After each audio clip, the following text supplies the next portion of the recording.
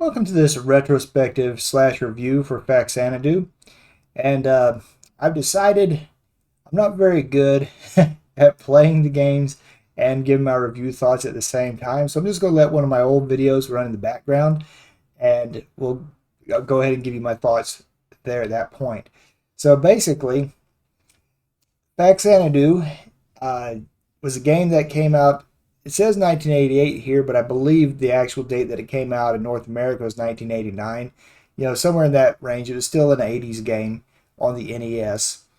And I do want to say that, like a lot of games from that era, it basically it's a it it's symbolic of the age, basically, or that's a hard way of saying it. It's basically a lot of those games have a hard time being accepted by, say, younger audiences. So I think if you're an older person who grew up with a lot of these games and you have a tolerance for these kinds of games, then you'll probably be okay. But I know a lot of younger people will probably be turned off by something like this, you know, immediately. So that is something to keep in mind. A lot of NES games, unfortunately, haven't really aged very well. And the ones that did age well, they probably got a remake on the Super Nintendo. So uh, there's very few reasons to play a lot of NES games, really, other than mostly nostalgia purposes. Now, this game, I wouldn't say that completely there's no reason to play it because it is still one of a kind. Um, they never have remade this game. And also, when it comes to actually playing the game, the only time it was really re-released was on the Wii Virtual Console. So it's kind of a relic of that time period and a very hard one to come about getting at the same time. So that's an interesting aspect, really. But I do want to give a few of my thoughts on it, and I'll probably take a little more of a lenient approach to the game because I did grow up with this stuff, so I'm not actually one of these people who can't doesn't like the game because it's old. I mean, there's a certain point I think you go back too far where even I would not be very much wanting to play the games, but I'm actually not that sticklerish, I guess, for lack of a better word, and I could still actually enjoy the game here. So let me go ahead and start kind of talking about this game. And one thing that I think you have to keep in mind when you talk about this game is you also have to compare it to some of its contemporaries that came out on the NES. And the two biggest contemporaries that most people would think of would be Castlevania 2, Simon's Quest, and Zelda 2, The Adventure of Link. So definitely part of it is you have to compare it to those two games and see how does it compare to those two games. So let me go ahead and just start off by saying when it comes to needing a guide to play in the game, that actually is something I believe this game does have a bit of an advantage on those other two games for sure, is that I didn't really need to use a guide too often with this game. It was fairly straightforward for the most part. Now, I did have a guide with me so I could actually kind of know what was coming up.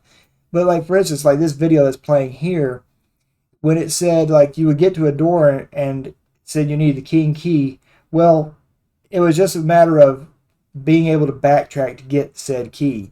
So it wasn't something that was very difficult to understand. Like, for instance, Castlevania 2 is notoriously difficult in the fact that the NPCs just aren't helpful in that game.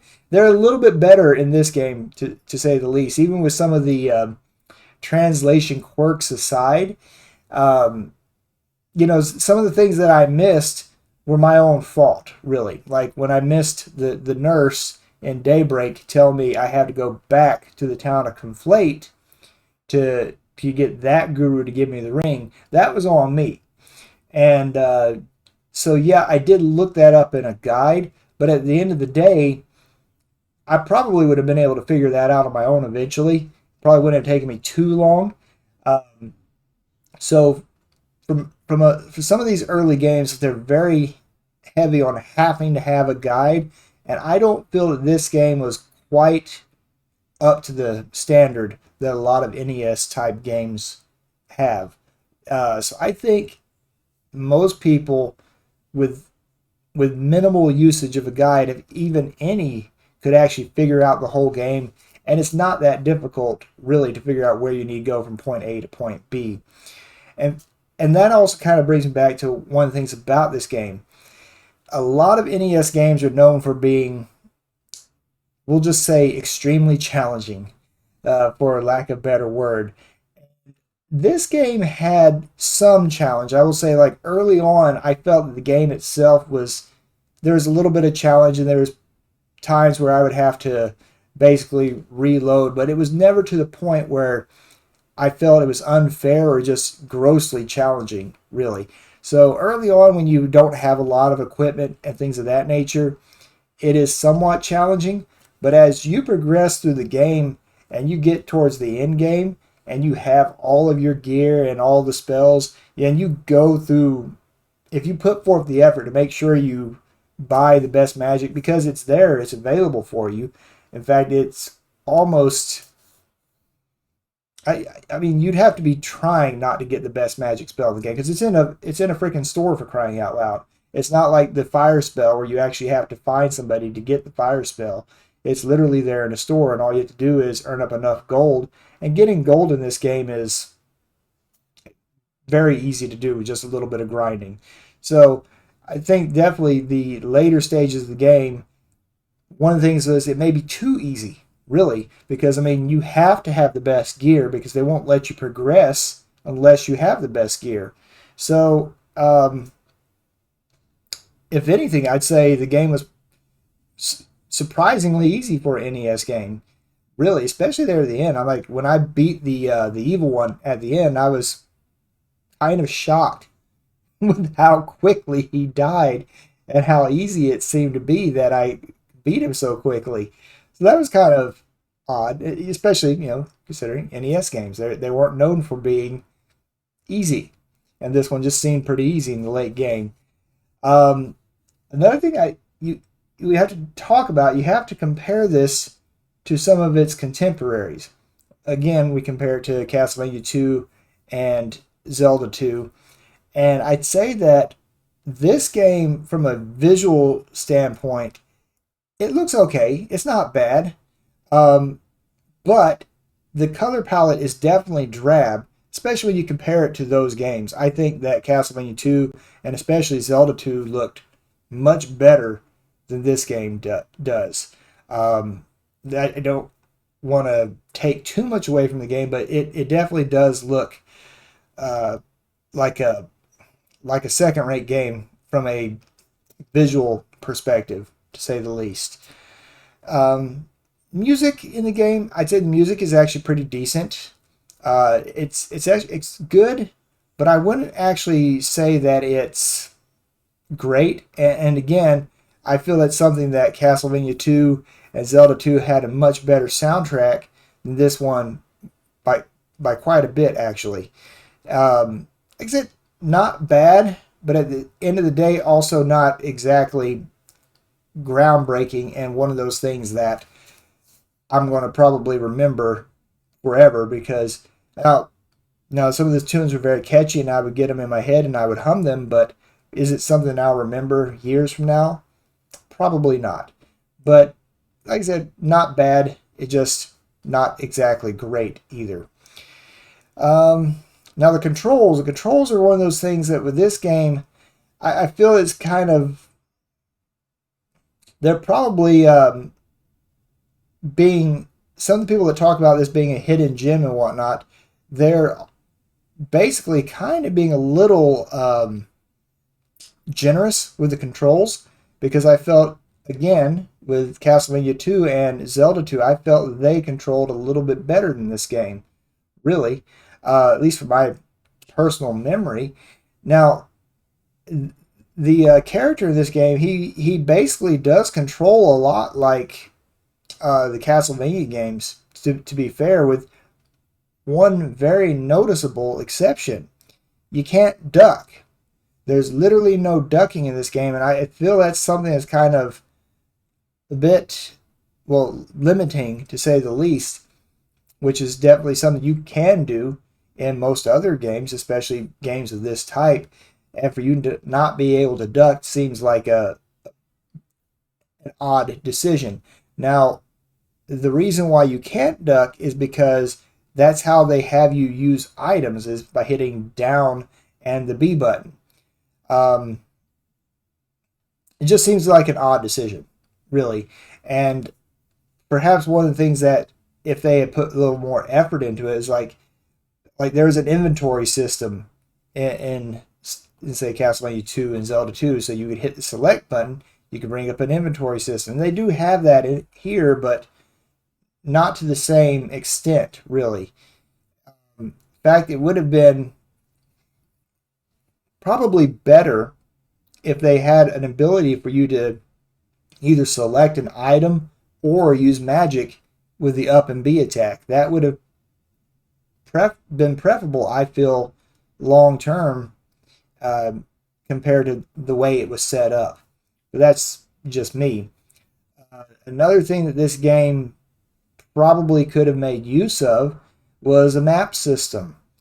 Um, and then again, at the same time, that might have made it even easier, really, if you had a map system. So I mean, that's kind of a toss up whether or not you think it needed or didn't need a map system.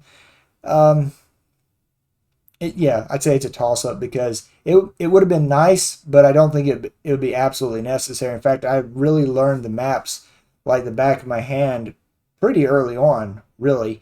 Um, so it would have been nice, but not necessarily needed for sure. Uh, Definitely one of the things that this game has not going for it, but going against it really, is the password system. The fact that it uses a password system rather than a battery backup. And I don't want to, make it sound like I'm picking on this game for having a password system. There's plenty of games back in the NES era that were like that had this password system. And, being able to take a picture of the password saved me so much time because when I was younger, games like this that had a password system, if you wrote it down wrong, you were screwed. You would not be able to advance the or you'd have to go back to an older password because you wrote something down wrong. And a lot of times, like the O's and the zeros looked exactly like H's and N's. Oddly enough, looked very similar. Even the C's and the E's kind of had a very lowercase C's and E's had a very similar look about them. So that's kind of an odd choice. And I guess obviously they didn't do it for cost reasons because there were some games that had it. Once again we look at Zelda. Zelda had a password system. A battery backup system, whereas this game did not. So, and I say that's probably because cost saving measures. But at the end of the day, a battery backup would have made things much better for this game. That's another story for another game. But even some first party Nintendo stuff like Metroid, for instance, had a password system that could be very clunky. So it wasn't just third party companies. It was also even some first party companies that had the same issue. But other than that, like I said, because I did grow up with these kinds of games, I may be a little bit lenient to a certain extent when it comes to them. And I feel like if you're, of my generation or around that time period, and you can have an appreciation for these types of games, it's actually a pretty decent one to give a try, and I think you'll enjoy it. Is it one of those that you may want to come back to and consider it a timeless classic? I don't know. There's some people that would say that. I don't know if I'm one of them. Um, but it's a good game. I mean, I personally feel like that I like Castlevania 2 and Zelda 2 better, but that was just again, what I grew up with and what I experienced. I mean, not to take too much away from this game, I feel that it is a deeper game than say Castlevania 2, but um, I think Zelda 2 probably had more depth to it than this game did. And there really isn't any replayability in this game to be fair, not that I could tell at least. And it seemed pretty simple uh, overall. But I think at the end of the day, because I am somewhat lenient, because I can appreciate these types of games, I'd probably give it about an 80% score. It's a decent game. It's not great by any stretch of the imagination, but it's not bad either. I mean, I've played some games from this time period that I would definitely consider straight up bad, and I don't think that this game would fall into that category. I really don't. Um, Now, from a emulation perspective, I use the Messen core on RetroArch, and that one works good. FCEUMM works very well to do this game, and both of those you can integrate to get achievements, which I think is definitely something that gives these games a little more playability. It gives a new aspect to playing them for sure. And I personally feel that it seems kind of odd. This game definitely should be considered by Nintendo for the Switch Online service. I mean, I don't know why they wouldn't have this game on Switch Online. Some of the games they've put on there are absolute garbage, to say the least. So I, I don't understand why this game is not on there. There is definitely better than a lot of games on the Switch Online service, and it definitely deserves to be there. People need to have a way to legally go about playing the game, and if not, I mean, then well, they call it piracy, but I don't call it piracy, because if you can't purchase the game, who are you taking money away from? You're not taking any money away from Nintendo. You don't have the ability to get this game, and that's something that they need to remedy.